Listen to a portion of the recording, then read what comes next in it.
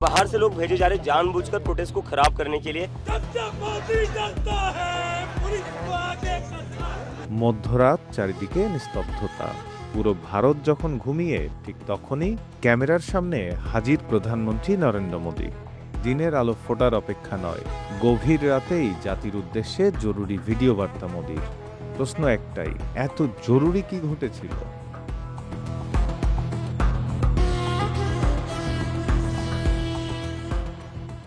দেশজুড়ে তখন চলছে নিট প্রশ্ন ফাঁস ইস্যু।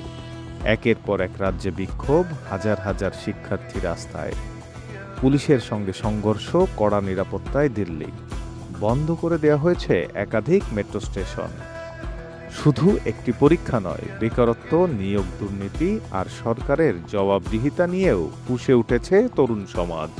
অনেক বিশ্লেষকদের মতে এটি মোদী সরকারের বিরুদ্ধে সম্প্রতি সবচেয়ে বড় ছাত্র যুব আন্দোলনগুলোর একটি।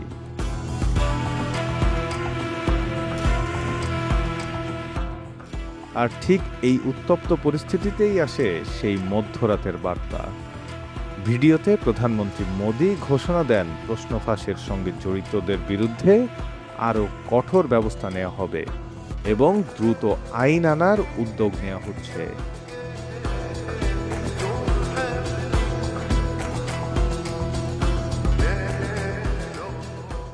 কিন্তু নাটকীয়তা সেখানেই শেষ নয়। মাত্র কিছুক্ষণের ব্যবধানে ঘটে যায় আরও একটি বড় ঘটনা। টানা ২৬ দিনের অনশন ভেঙে দেন সমাজকর্মী সোনাম ওয়াংচুক। কেন্দ্রীয় মন্ত্রী জেপি নাড্ডা ও জিতেন্দ্র সিংয়ের উপস্থিতিতে শেষ হয় তার অনশন।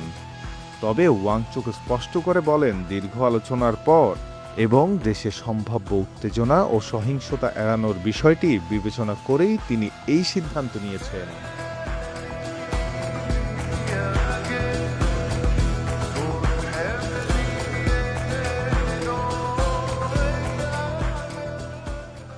এরপরই সামাজিক যোগাযোগ মাধ্যমে শুরু হয় জোর আলোচনা।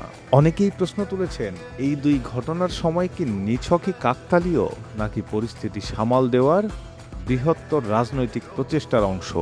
তবে এ ধরনের দাবির পক্ষে এখন পর্যন্ত কোনো আনুষ্ঠানিক প্রমাণ সামনে আসেনি। এদিকে আন্দোলনকারীরা জানিয়ে দিয়েছেন, শিক্ষামন্ত্রীর পদত্যাগ সহ তাদের মূল দাবিগুলো পূরণ না হওয়া পর্যন্ত আন্দোলন থামবে না।